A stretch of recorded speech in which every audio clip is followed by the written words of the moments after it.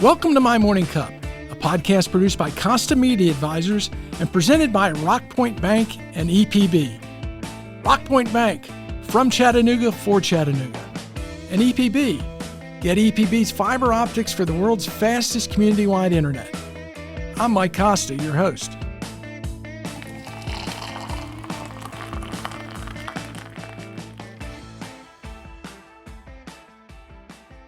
My guest this week is Kimberly Cooper Thomas.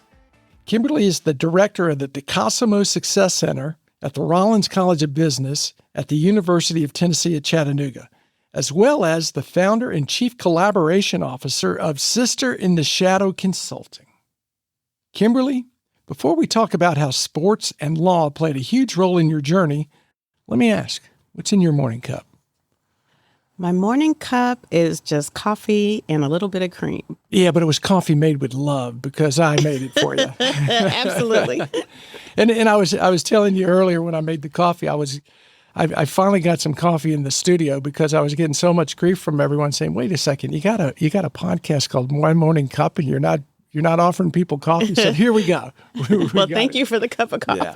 Well, I hope it's good. It can't be bad because it's a Keurig and I can't screw that up. Well, thanks for being here. Oh, thanks for having me. Yeah, look forward to talking to you. You know, we talked last week and you've got such an interesting journey. I thought other people would also find it of interest. So you were born in a town that I spent almost 2 years in at the tail end of my broadcast career, Montgomery, Alabama. So born and raised in Montgomery. Tell us a little bit about that. Yeah, I was born and raised in Montgomery, Alabama. My parents actually lived in Montgomery, but most of my family lived in Autauga County, kind of rural Alabama. So is that west of Montgomery? Yeah.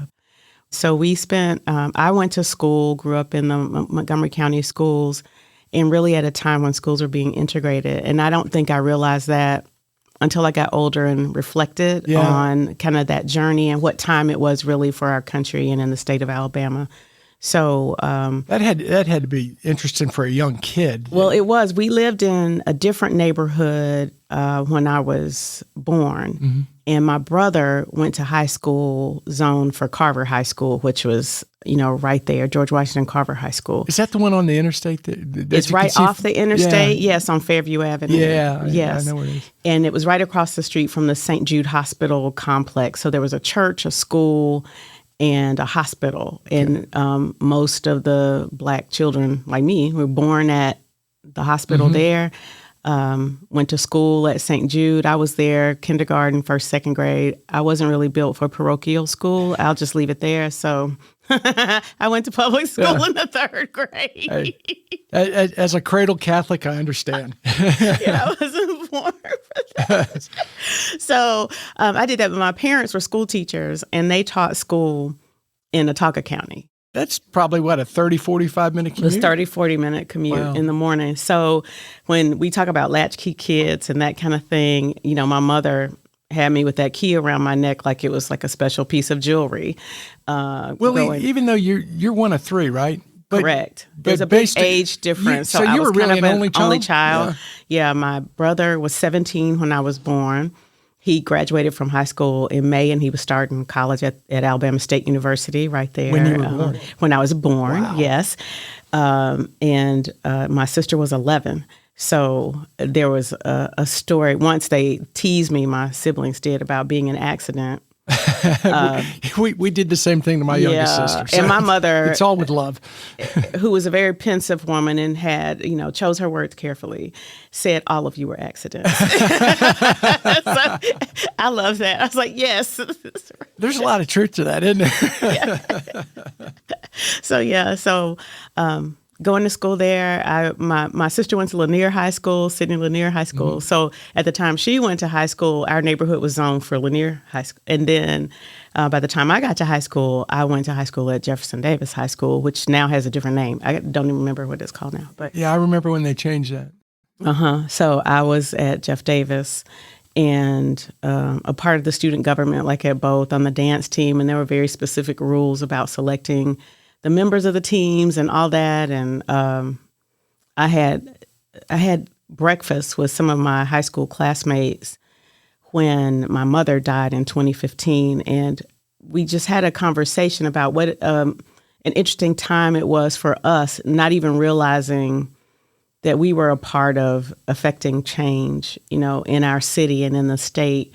When did you realize that as a kid? As you're going through it, yeah. I think when you're going through it as a kid, you know you're going through it because the rule was like with dance team, when I tried out, there were going to be 12 girls selected for the dance team. The first 2 white students with the highest score would be selected. The first 2 black students with the highest score would be selected. And then the rest would fall in line based on scores. But they wanted to make sure that there was representation of all of the students on each of the teams. So you knew that race played a part in decision making, but from the standpoint of being raised by a father who said, I think I told you last week, everybody puts their pants on one leg at a time. So you're just like everybody else and nobody's better than you. I didn't come into it really thinking about that. I came into it to compete and be number one. So that was my whole goal, was to win. Yeah. I was making the team, and I don't really care how you made the decision, but. Because your dad was a Marine and he was also an athlete, right? Correct. He played baseball. He coached. He was really credited for creating a baseball field in Bibb County because he had played baseball and they didn't have a field. So he created the field. So we used to drive by it on Highway 82 sometimes, and he's like, that's the field. And he also coached basketball. He was the principal of North Highland High School in Prattville, Alabama, before schools integrated. And he had a basketball team that was, poised to win I guess state, or I don't remember which competition it was, but they didn't have an indoor gym. So at his funeral, one of his students told a story about him putting walls around the outdoor court so that they could have some idea of what it was like to have a gym. Let me just back up a second. They're poised to go to the state championship. And they never had a gym? No, they played outside. They played outside? Mm-hmm. And my mom talked about how cold it would be outside. Yeah. But I never heard that story until he died, and one of the students talked about it. And I thought, he was an innovative guy. Before there was a tiny house, my dad I was sitting out there listening to B.B. King and ZZ Hill, listening to blues, helping him refurbish an old van. Yeah. And at the time, and I had told him, I was in middle school maybe, and I said, I want to be an interior decorator when I grow up. And I had this revelation in junior high school, and I was so excited about the whole thing.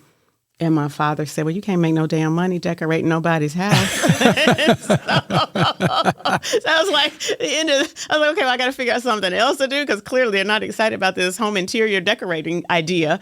But when I reflect, I'm like, Daddy, that's what we were doing the whole time. We were building tiny houses. Yeah. And I still have a tiny house dream. But we were doing that. He took a boat that his brother gave him. We drove it back. Hooked it to a station wagon. I was 5, and drove it back to Alabama from Hartford, Connecticut. And he put it in the garage, and we went to the boat dealership. They thought we were coming to buy a boat. My daddy was coming to ask them about how you prime a boat and get it ready for the water. So he was in there picking their brains about the science of the boat. And he sanded the boat, and we painted it. He shellacked it. And well, your dad sounded like a very competitive type guy who knew what he believed and believed what he knew. You know what I mean? Yeah. And he actually became the vice principal at Otagoville High School after schools integrated. So North Highland High School became a middle school, like a junior high school. What, you remember what year this was? It would have been around 1971, somewhere in there. Because that was the year my brother was also graduating from from college. So he had a completely different experience. My brother. Than you. Mm-hmm. Yeah, I think all 3 of us had a very different experience growing up. But my brother then became the band director at the high school, where my father was asked to be the vice principal. And my mother was then at the elementary school. So they were all 3 in Otagoville. And so I spent a lot of time every Friday night at the football games in Otagoville at the high school, carrying the coats of the majorettes and that kind of stuff. That was really a lot of fun for me. So I was like the the muse of the band, walking behind them, and then So you're probably like what, 6, 7 years old, 8 years old? and I was enjoying every minute of that. So every Friday night we were at a football game, and so that was we would go support the team. My mom talks about my brother ran track. He played the saxophone all through high school, but he also ran track, and my father was coaching track for North Highland. And she talks about how she got upset with my dad for coaching his team on how to beat my brother. He's competitive. Right. Yeah. So when you get into, you're growing up, you've got a close family, your parents are school teachers, but your siblings are years apart from you, almost like having two sets of parents. Correct. Yeah. So you get into high school, what are you doing for fun? Okay, so high school, I was involved in student government. I had a friend who, her name's Alicia, and she was a year ahead of me in school. And so when she got to Jeff Davis, she reached back to me and she said, hey, I know you're going to be interested in being in student government. Here's kind of the structure of it. And this is what happened. So I set my sights in the 9th grade going into high school. I was going to be the junior class president, which meant I would get to be in charge of the prom. And when I think about my high school years now, I realized I was very focused on school and student government. And probably a lot of the reason I went to law school was because I wanted to speak for people who couldn't speak for themselves.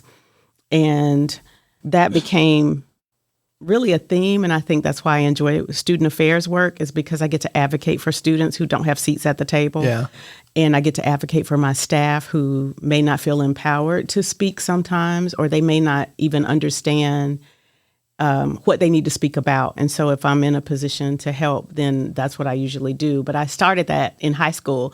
So you ran for student government? Ran for student government, junior class president. I got that. All the things you said you wanted to do. And then I ran for student government president my senior year, and I came up with a campaign. I got some friends to help me. What was your slogan? I don't remember what it was, but I used clowns for like the day of like the public campaign. And I had two of my friends dressed in clown suits. Like, I don't even know how I convinced them to do that. Good friends. Brandon was in the band with me, and he was kind of the class clown in band. He would do silly things to, keep the spirits up in band. He was a horn player. And then Terry was a friend. And we weren't in any organizations together. He was just a good friend. And he was always very happy, and everyone loved Terry. So I was like, will you help me with this? So they did. And I had 7s on everything, just for me, it had a faith-based connotation of, just a number of completeness. But for everyone else, it was just something that they would remember, like, what's the 7 about? Like, so it got them having conversations. So I guess I was doing a little marketing myself without recognizing what I was doing. I was in the name of campaigning. That was just instinctual. Yeah, so I did that. And throughout high school, though, my 10th grade year, my father had what probably was his 3rd heart attack, 2nd or 3rd. So he ended up in 10th grade. He had open heart surgery that year, and it was a lot different then than it is now. That would have been in the early 80s. Yeah, because it's traumatic anyway, but just from the physical standpoint, now they do it and they get you in and out of the next hospital. Day, right? Yeah. But he was in the hospital for a while. Yeah, like weeks, wasn't it? Weeks, yeah.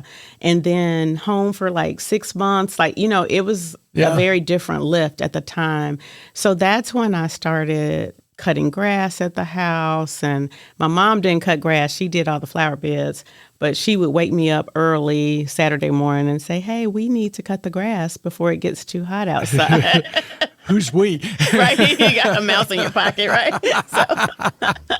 So I learned to cut grass, trim hedges. I never learned how to use the edger. So, but the grass stayed cut, and we did some edging. So a lot of responsibility. A lot of responsibility. And then the following year, 11th grade, my sister, who suffered with some mental health issues, had to be hospitalized in the summer.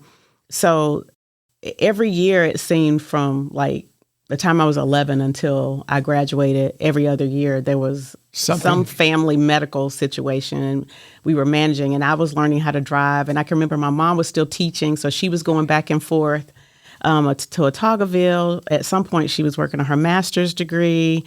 She was helping her sisters take care of their mother, who was bedridden and kind of Otago County. So she would have one night a week where she spent there. So you've got great examples and parents who are just doing whatever they need to do. Whatever you got to do to make it happen. So and that has transferred to my personal life and my work journey. Yeah. That when other people say we can't do something, no is kind of really not you don't understand for that, me. Do you? I'm like, no. Why are we saying no until we explore all the other options to get to yes? And as I'm talking about it, I'm realizing that that's where that came from. I bet it is. Yeah. So you got all this responsibility on you, and you're in high school. Are you able to do anything for fun? Because you mentioned the band. What instrument did you play? I played the clarinet. The clarinet. So I was in the marching band. I was on the dance team, so they called it the Jadettes. So I was a Jadette 10th grade and 11th grade, and that's when high school was 10th, 11th, and 12th grade. And I was a Jadette. Then in the spring, I was in the concert band. So I played the clarinet in the spring, 10th and 11th grade. Then my senior year, I didn't make the Jadette squad, and I decided I didn't want to be in the band. That was kind of a little rebellion. Yeah. Because he was like, we'd love to have you in the band. I was like, no, sir, that's not how this is happening. And I was a student government president, so I went and got a job. One of my friends said something about... You just glossed over something. I was the student government president. Yeah. By the way. I mean, that's a pretty big deal, isn't it? It was. I think at that school, I was the first Black female student to be the student government president. So I was proud of that. I don't think I knew it at the time. I was, most of the time... I had tunnel vision, and that has served me well, but it has also probably created some blind spots from a social aspect. Like when you say fun, I'm like, well, I was focused on... You just kind of put your head down and said, this is what we got to do. Right. And I saw something that needed to be fixed, and this was the pathway to fix it. Mm-hmm. So I put my head down and went in that direction. So I missed a lot of opportunity probably to hang out and do other things. I also had a father who wasn't about it. Like, he was like, whose parents are going to be there? I need to talk to people's mamas. And if you can't explain all that, that's probably a no for you. So I didn't even fool with him with that because I knew, he was the one who would say, where are you going in that outfit? And I'd be like, to the wherever.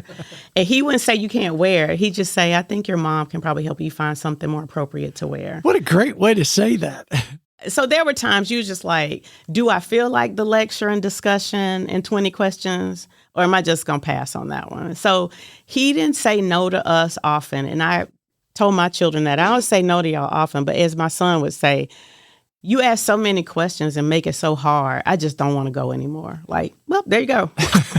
There's the answer. So I think my father probably wore me down like that too, and I just didn't. But I had a few friends where we would go to Godfather's Pizza, and we would spend time there eating pizza. There were other nights I got with a math group because we were taking a math class called Analytics. And we would meet at Auburn, AUM in Montgomery, had a library. We would go find a place and we would study. And I was like, I really probably have the most boring stories about things I did in my free time. But my mother also, because she was all about etiquette and formality and Emily Post and all the rules, that she put me in everything at church and every little social club for girls so you could learn the appropriate ways to speak to people. And I probably have been maybe her greatest disappointment in that outside of it, because I went to all those classes, but I'm like, Mama, this doesn't make any sense. Just say thank you. Like, Emily Post ain't paying for it. Like, I didn't get it. Like, I didn't get it always. You sound more practical. That's what she told me. That was exactly what she said. She said, you're just too practical. You can never be too practical. Well, that's what my mom thought about me. It's too practical. So we did all the things in high school. I applied for a job at Parisian, which is a cool department store. And Mr. Levy was the manager of the store. And I wish I knew where Mr. Levy was now. But they hired me. There was a lady named Paula Jokey who was in charge of the teen models at Parisian. So if you got picked to be a teen model, and I did, you got to be in fashion shows. And she didn't do traditional fashion shows. We got to mannequin model at the store. We got to work at the store if you wanted to. So that's where I started working in the department stores had that teen model thing. Teen model thing, yeah. And so the teen model board at Parisian was co-ed. So you had girls and boys, and some of my friends got selected. And so we did a fashion show at the state fair. We got to, do some really fun things. And she would put us in wild and crazy clothes, which fit with me because, you with Miss Jokey, you could wear plaids and stripes together and nobody said a thing. Your hair could be all made up. We do makeup. So that was a lot of fun. I enjoyed my job, and Mr. Levy would let me come back and work during breaks from college. You mentioned you wish you knew where he was. Was he an important mentor to you, or did you? I just think he was very positive. Yeah. And, the store manager, he always had this elevated look about him. Like maybe he wasn't just the Parisian store manager in Montgomery. Like he had some other role, but he was always very kind. And I felt like he didn't have to know the names of students on a teen modeling board. So even though the store had a full-time staff, they had all the adult people who were working there, he knew who I was, and when I asked for time off work, he would say, "What are you going to do? Like, are you getting an award today?" Yeah. Or he always seemed to be interested in what I was doing. And that's so important to have someone like that take an interest. Yeah. So I think I always appreciated the store because of that. And there were lessons I learned, like I could come in and work Sundays. I've told you about my Catholic school situation, but also at church, I was known to question the bishop about things in the AME Zion Church. I was that kid. And of course, you could not leave church for anything. But if I had to go to work Sunday, my mom would let me tip out the back and, I could go to work. So you volunteered for some Sunday shifts. I volunteered for some Sunday shifts, right? So I could go to work. Yeah. So you got this experience growing up in Montgomery, and you're going through high school. You're class president, working at Parisian. But it comes time for college. Where you go? I really wanted to go to Howard University in D.C. Yeah, and that was before emails and before all these college tours and all that. And my family really, I think, thinking about the responsibilities that my mother had and the illnesses we were managing in the house, there probably was not opportunity, for us to travel like that, to go on college tours like probably like I took my daughter and son on when they were looking at college. But I wanted to go to Howard because I think at that point I thought I wanted to be in politics. I'm thankful I didn't take that route. But at the time, because I had done so much in school with politics, I thought that was the route I wanted to take and go to D.C., be at Howard. It just seemed like a place where I could explore and get internships and do really cool things. So I wanted to go there. But my mother knew I was the kid who might leave and not come back. So she said, "Hey, if you can raise enough money to pay for 1 year of college, we will get you a car." There's a carrot dangling out there. Carrot. So I went on a mission then. I changed my focus. Well, your tunnel vision. So right, there it is. So I had a couple of schools on the radar. Which one can I pay for with scholarship money that I can make?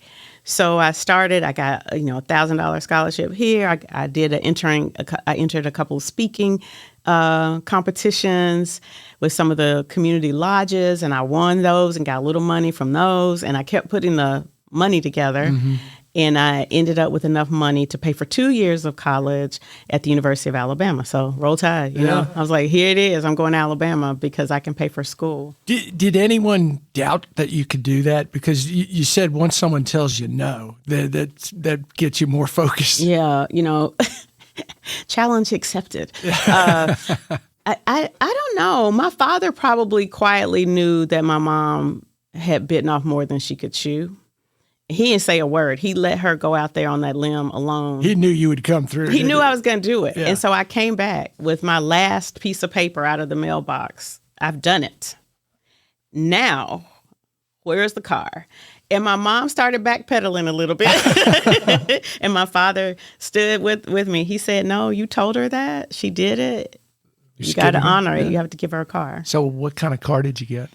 They got me a 1984 Pontiac. I think it was called a Sunbird at the time. It was a two-door, car, just fit Had for... a little hatchback. Yeah, it was a cute little car, kind of boxy looking. And I got it after graduation. I was so excited about my new car.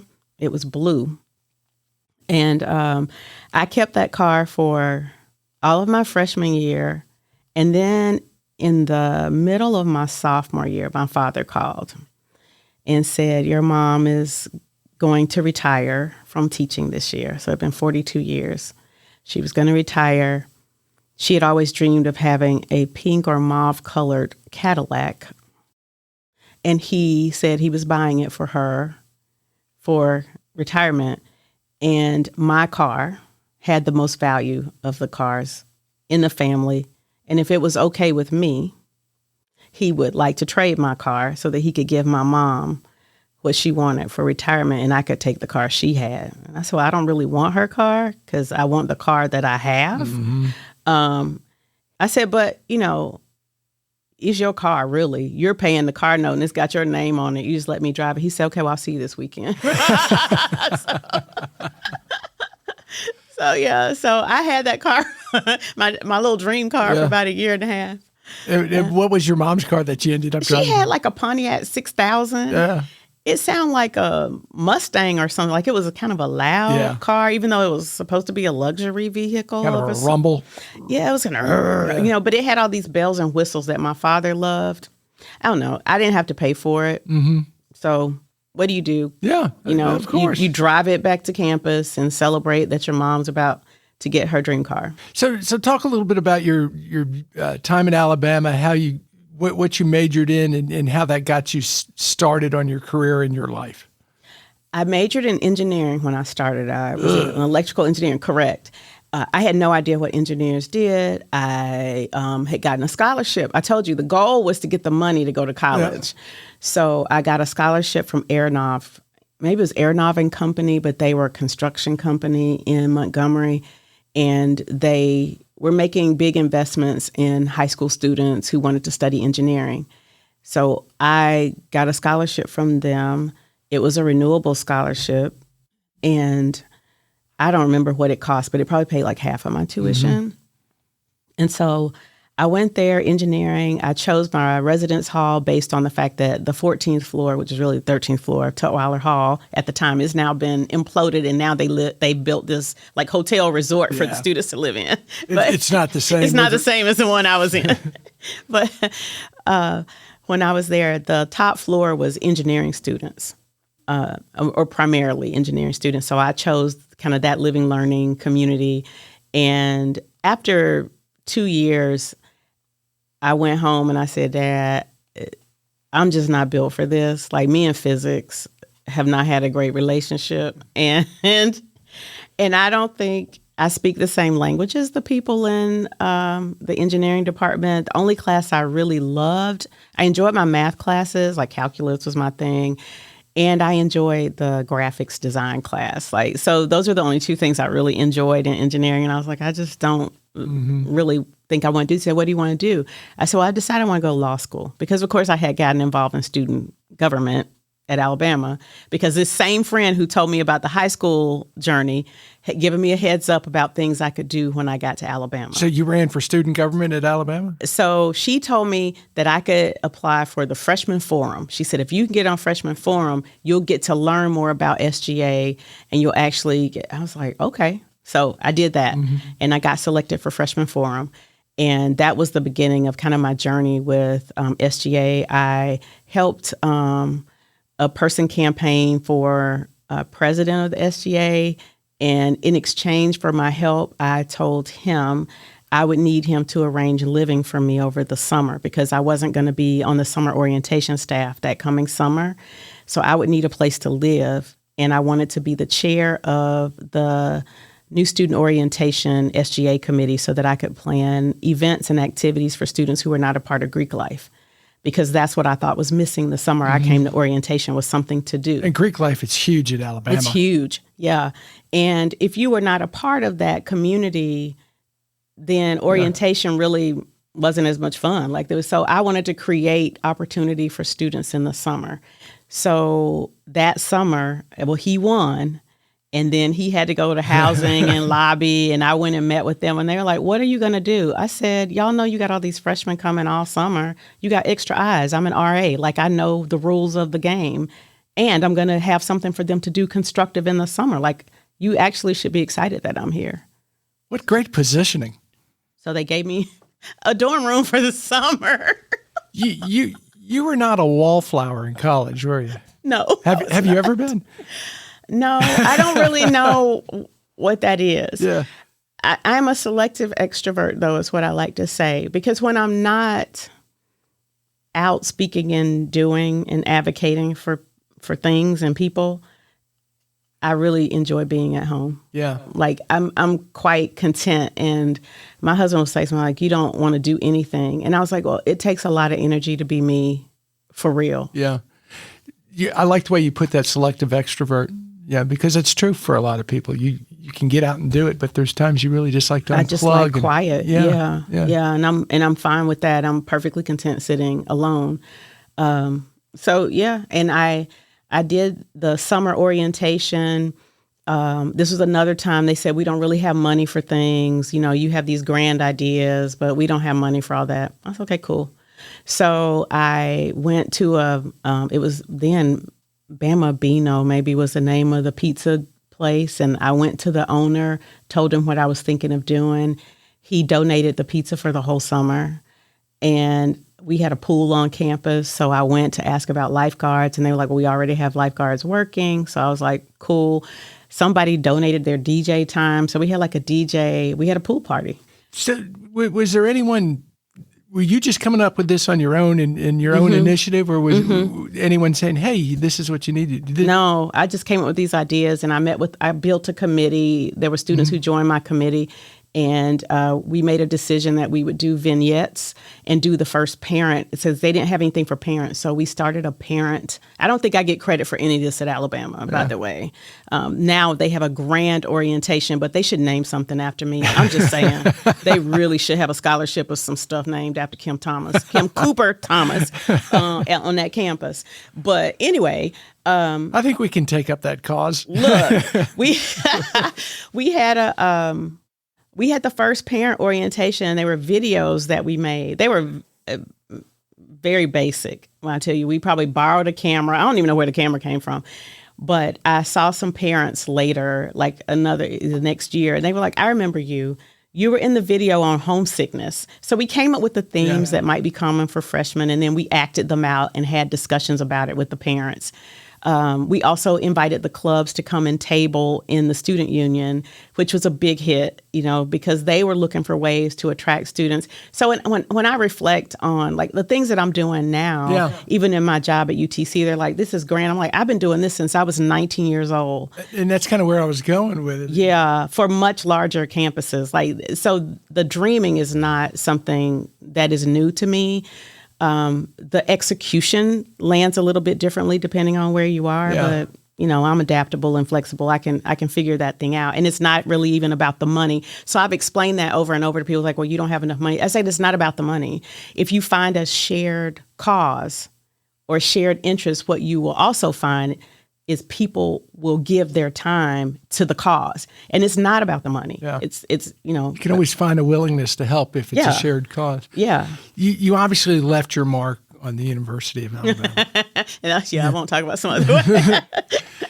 And I know you met your husband there, and I want to get into a bit of that part of your journey, because you ended up becoming a coach's wife. Correct. That is not what I thought I was becoming. Yeah, but you get your law degree from Alabama, you get married, and you become a coach's wife. And that's an animal that I think a lot of people don't have the right understanding of the challenges with that. You want to talk a little bit about that, how it all transpired? Yeah, so most people say, you knew what you were signing up for. I had no idea what I was signing up for. I might have approached all things a little bit differently had I known. But I met Ricky on campus at Alabama, and he was an education major. So growing up in a house filled with educators, I thought I understood what educators, what that meant. I didn't know you could also teach football as a coach and profession and move around. Ricky's family was a military family. So relocating, living in many places, nothing to him. But I'll tell you, I cried for days when I knew after law school, my first job was in Chattanooga, Tennessee, and I had to move from the state of Alabama to live in Chattanooga, Tennessee. I thought, oh God, you really don't mean this. Like, you really don't mean that I'm going there. But we came to Chattanooga, and then Ricky, while we were here, said that he had this calling to do something different in football. So you came here. He was coaching, or was he came here and took a job at Macaulay School after I started working as a staff attorney for Social Security hearings office. And how long before he has a different calling in football? It was about 4 years, 4.5 years, somewhere in there. But the calling came after I resigned from my good government job, and I was going to stay home with our child, with our 2-year-old. Oh, was she 2? Yeah. So you were just starting a family. Just starting a family, had a little one, and I was like, oh, I'm going to be a stay-at-home mom for a little while. And I really had been looking at the incubator as maybe a place where I could start a law practice. Like, maybe I can figure out how to do some disability hearing cases. I wanted to be a sports agent. Like, I had all these cool ideas that I needed to explore, and I was going to step away from work for a little while, explore those ideas, really get that on paper. I even considered a not-for-profit for girls. Like, I had all these ideas. And I was like, I need a little distance from work so I can put that together. And then he comes home and says he's taking a graduate assistantship at the University of Kentucky. What? Now, you ended that with graduate assistantship. Does that mean that's the highest paid position on the staff? No, that means you're coming in very early, you're leaving last, you're picking up all the tasks, and you don't get paid a lot of money. You're supposed to be going to graduate school. Only he didn't tell them he already had his master's degree. He earned that from UTC while he was here. So I was like, sir. So I'm having a casual conversation with the head coach, Bill Curry, at the time. And he's like, he already has a master's degree? Yes. So they had to, then they were able to use him in different capacities because he had this degree already. But the graduate assistantship, I didn't know, didn't come with any benefits. It didn't come with any real money.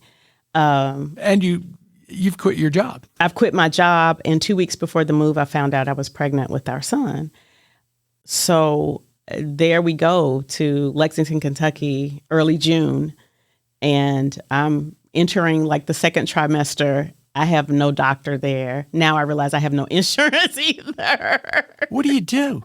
You call your doctor in Tennessee and cry. So that's what I did. And Dr. Mark Steele was our doctor at the time, and he's retired now. But he said, basically, stop crying. It's going to be okay. Go to the health department. And someone ought to help you there. And I thought, okay. So I had even called, and my mom and dad had said, well, we'll help pay for it if we have to pay cash. But because I was so far along, no doctor would take me. They said, you're a risk because you're in your second trimester now. So no one would take me, even for cash. So I had to go to the health department, and I sat and filled out all the paperwork for a medical card. I didn't really know what I was even asking for. I was just telling the people, like, I'm, pregnant. I don't have insurance. What do I do? So they said, well, you have to fill out this paperwork for a medical card. You'll have to go to the health department for verification that you're pregnant. I had just read Sister Soldier's book, No Disrespect. I think I told you about that. And in the book, she talks about the health department and the lines of the different colors on the floor and her experiences there, and sometimes people talking loudly and you not feeling like you have a lot of privacy. But that had never been a part of my story. But I read about it, and that was when I was thinking of, some kind of programming for young girls. So when they sent me to the health department, I got in there and the lady said, follow the red line to the lab. I was like, this is just what I read about like 2 months ago in a book. And here you are, you've got your law degree. Law degree, licensed to practice, my husband has a master's degree, and when I got in the red line, I was standing behind men in orange jumpsuits who had come from like the county jail, and they were having blood work also that day. And I got my blood work, they verified it, and they take the brown line, go to the pharmacy, get your prescription. And I was like, there are really lines on the floor. Like, I was still having to take all of that in. Yeah. And then they said, go upstairs to meet with the nurses. So I go upstairs, and there are women of every age, all shapes, all sizes. And that was the moment I realized what humility really was and what I thought it was before that moment. And I realized I was wrong. That while I never believed I had any kind of privilege in my life because of all the other struggles I had as a child growing up, I realized I always had health insurance. We always had primary care doctors. I never had to question that. I never felt like I was treated like a number, like I was being herded through a system. And so it was very revealing to me. And then they said, you have to bring your child in now, and she has to be basically added to the role, and you get WIC vouchers. And so I was like, okay, what I do WIC vouchers, and of course go to the grocery store. And there was a lot of shame around using WIC vouchers because it wasn't a card then, it was like paper document, and you had to kind of sign each one. And there was one for milk and dairy, there was one for cereal, there was another for cheese, and so I remember getting to the counter one week, and the cashier was very upset because I had gotten the wrong type of juicy juice that week. I was supposed to get it in a can and not in a plastic container. And I remember, turning and looking over my shoulder, and everybody in the line just rolling their eyes and being very frustrated. And I thought, I can only imagine if I was the 14-year-old girl who I was sitting next to in the maternity waiting room, at the health department, how I would feel. Because I was very frustrated. And so I tried to figure out, and that was before they had notes on the shelves even about this is a valid WIC purchase, which they should have had if that week you were only supposed to get certain things. And I don't know if that was based on inventory in the store. Like, I have no idea what it was, but it just taught me a lot of valuable lessons. And I would go to the cheese counter, and there was a nice person there, and I wish I had been taking names at the time, but I think I was so overcome with my just trying to get my one foot in front of the other. Well, why wouldn't you be? The person told me that we could try other cheeses. So that became the thing every week. My daughter and I we would go to the cheese counter, we would sample new cheeses, and then we would get something new. So I think that's when we learned about Gouda cheese. We learned about baby Swiss. So I tried to find it, turn it into a learning experience, at least from that perspective. And I call that the Kentucky experience. I mean, it started in June with a move to Lexington. In October, the coaching staff was the first college coaching staff to be fired. In the season. In that season. So what's that do to you? I mean, because everyone looks at the head coach getting fired and says, "Oh, he's going to be fine. He's got a nice buyout." What happens to this? What happens to the GA? What happens? Everybody's looking for a job now. Yeah. So that coaching staff would go meet for coffee in the morning. Like, that was kind of the routine. They would go meet for coffee. They finished the football season because they only fired Bill Curry. They didn't fire everybody else because they needed people to finish the season. New guy comes in. Right. Yeah. So everyone finished the football season. Meantime, I still hadn't found a job. So I was still looking for work. But when your husband finds a job, and he goes, where did he go next? So the next move was to Gardner-Webb University. So when he goes, who's back home taking care of the kids and packing everything up? I was packing. I had our son Christmas Day. 3 weeks later, my father died, and Ricky was already at Gardner-Webb. So I was back, with a newborn, a 3-year-old, and was she 3? And maybe she was 3 then, packing the house. And so my mom came up to basically rock the baby for me so I could, still kept my daughter in daycare. And then I was packing the house and looking for work at Gardner-Webb. So I was on the phone with them, like, is there something I can do? Is there a place I can teach? Like, what can I do? So he was there for like 8 weeks, and then he got a job, an entry-level position with the Tampa Bay Buccaneers, and left Gardner Webb after 8 weeks and went to Tampa, Florida. So I never made it. You never made it to Gardner Webb. Gardner Webb before he was in Tampa, and they paid movers. So I was relieved and excited. I bet. They would also pay for flights for us, and they would ship the car. So I was like, this is awesome. Yeah. So jackpot. Yeah. So we went to Tampa. We were there for 5 years. I thought it was only going to be 1 year because it was a entry-level job with a 1-year contract. So I was like, well, I'm not taking a bar down here.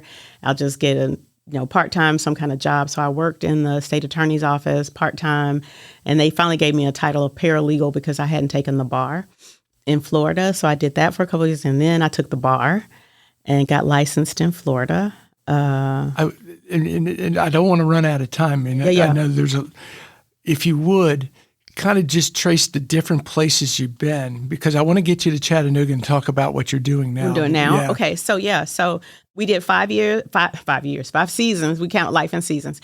We did 5 seasons in Tampa, 10 seasons in Indianapolis with the Colts. Then Ricky worked for a year at Georgia State, and my son and I lived in Safety Harbor, Florida for a year and a half while he was at Georgia State. My daughter was a student at Spelman College at the time. And then we moved to Reno, Nevada. My husband took a coaching job at the University of Nevada, Reno. My son finished high school there. So he went to 3 high schools. And that's hard. That was hard. And then we were in Nevada, and that's where I entered higher education. I went in as a part-time sanctions coordinator in the Office of Student Conduct, making sure that students who were in sobriety programs were doing all of the things to stay compliant that they needed to do. And I was helping restructure some of the other parts of the office for the assistant dean. 5 months later, I became the interim assistant dean in the conduct office. Then I became the full-time assistant dean. 2-3 years after that, I became the dean of students at the University of Nevada, Reno. And then COVID and the move to Chattanooga to reconnect with Ricky, and my adult children ended up in Chattanooga. So COVID, while it brought a lot of frustrating challenges, it gave me an opportunity to spend time with my adult kids that I never thought would come. And I connected with Dean Dooley in the Rollins College of Business and was hired on a temporary basis, a 1-year contract, to be the director for the DeCosmo Success Center. What brought you to Chattanooga? I'm assuming Ricky's job. Ricky's job, yeah. So he left Nevada and went to coach at a small college in Minnesota. You never made it to Minnesota. Did not make it to Minnesota. And after the job in Minnesota, he came back to McCallie to work in 2018. But I had just been promoted to dean of students. So I was like, I got to take this one for a couple of years. So you've spent a good part of your marriage living apart. Correct. You pursuing the football end, and you keeping things together with the family. Selling houses. Yeah, selling houses. Cars. You should get your real estate license. Yeah. So you get back. How do you meet Robert Dooley, and how does the opportunity at the DeCosmo Center work out? I met Robert through an email introduction back in 2018 when my husband came to McCallie. Dean Greg Mosier, who's the dean of the Ansari College of Business in Nevada, is friends with Robert.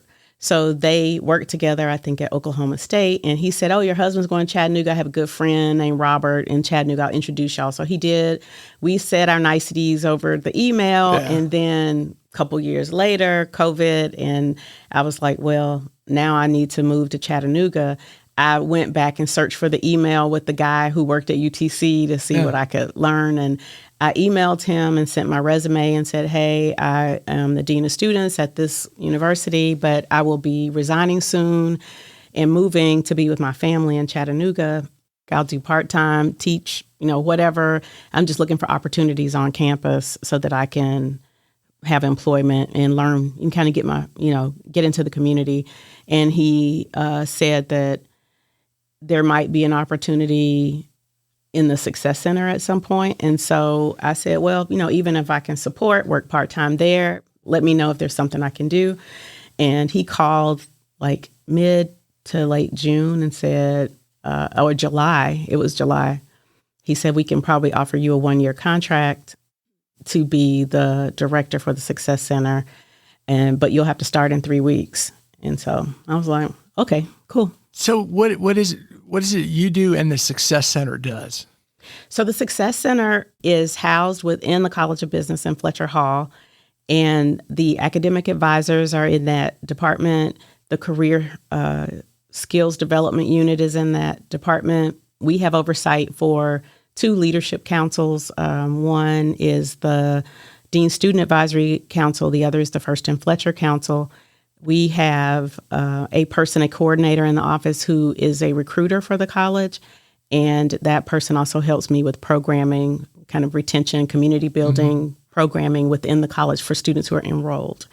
So my work day can be anything from, serving as a mentor to a student who needs a mentor for their scholarship requirements, to sitting on a scholarship committee and grading scholarships, helping Jacqueline York with applications for the Rollins Scholars and interviews for them. It varies from day to day. How much of your history, what you did starting in high school and college and kind of that attitude of don't doubt me, plays into your role today, not just with the DeCosmo Success Center, but also with the business you've started with Sister in the Shade? Yeah. So with Sister in the Shadow, I'm sorry, in the shadow. Okay. Well, I'm in the shade also. But Sister in the Shadow Consulting has challenged me in new ways because it's something that I have to learn. I mean, it's a whole nother system to navigate, and a large part of my success, I think, working with college students has been that I have never been grounded anywhere. And a lot like them, I'm always figuring out the new thing. And I've never been rooted in the community. I've always been a stranger to the people who work there. And so just like new students, I've had to figure out what the system is, learn the culture, figure out all the dynamics of the system.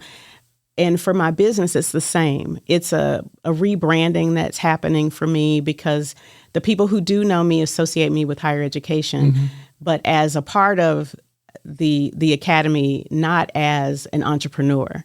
So I'm having to really establish myself now as a business owner. And that's a whole new mindset. So when I'm not working, the job at UTC, I'm up at night trying to figure out, like last night, the last thing I had to do was, okay, I got to schedule these LinkedIn posts. It's always something that I have to do and that I'm learning. So I'm really learning about finance. I'm learning about marketing. I'm learning about pivoting. And historically, my pivots and advocacy has always been for other people. This is probably the first time in my life that my attention is focused on something that is about me. Yeah. Like it's about my voice. It's about my vision. It's about the culture that I want to create for my business. When I start hiring people, like all of those skill sets that I have developed through leadership, I'm having to apply them now. And you're helping students navigate their way through the college world. Basically through the College of Education. College of Education. College of Business. Yeah. I'm saying I'm getting an education, but in the College of Business, my job is really focused on about 2,500 students. Yeah. Whereas my previous jobs at the University of Nevada, Reno, was focused on 26,000 students. Yeah. So the scope of my work at UTC is more narrow than it has been. And that was part of the reason that Sister in the Shadow was birthed, because I recognized that there's a voice and a perspective that I'm not allowed to really dial into in my current role that I still need to share. Yeah. So that was the purpose of would it be this company. Would it be fair to say you're an advocate for like the students to help? Absolutely. Absolutely. I tease the students all the time about how my knuckles stay bloody fighting for them. I like that image. Look, I tell them, I said, I'm always in these streets fighting for y'all. Like they don't even when I was in the conduct office, students think that the conduct officer is probably the enemy of the state, but the conduct officer really sits at all the tables. You get to go to all the committee meetings. You get to tell faculty members when the policies are not aligned with other policies. You get to ask questions. Even in my job now, I can ask when the dean and the leadership say something, I can ask a question about, has anyone shared that with the students yet? Yeah. Like, has anyone, taken a polling of what the students are thinking? Like, I get to ask those questions all the time. And that's an important question, because sometimes you get really focused on the mission or the task at hand or the problem that the institution needs to solve, and you have all the problem solvers there.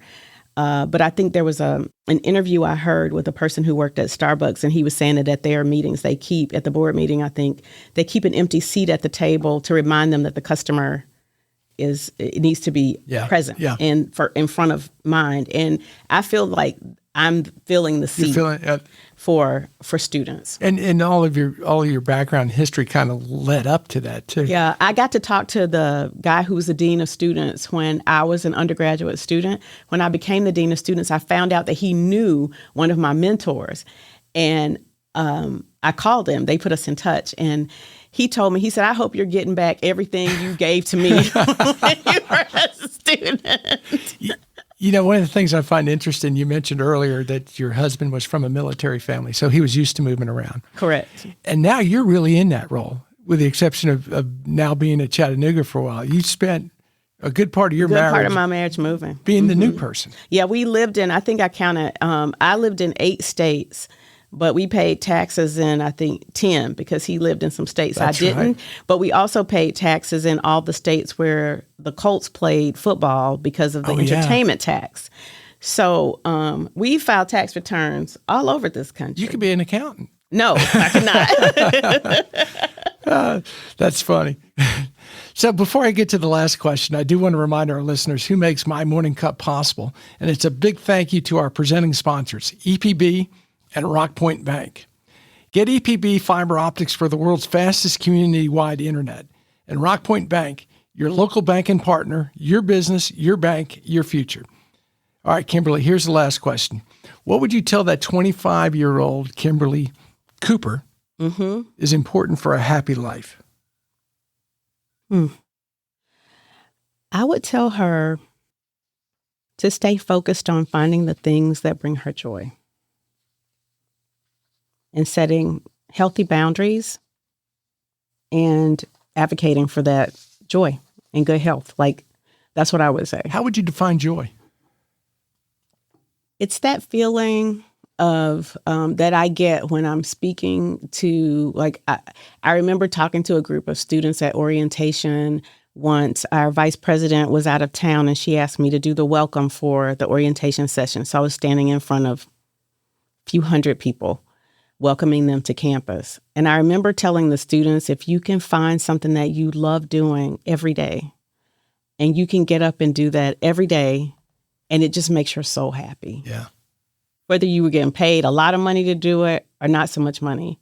And you get to do that around people who are as invested in you as you are in the thing,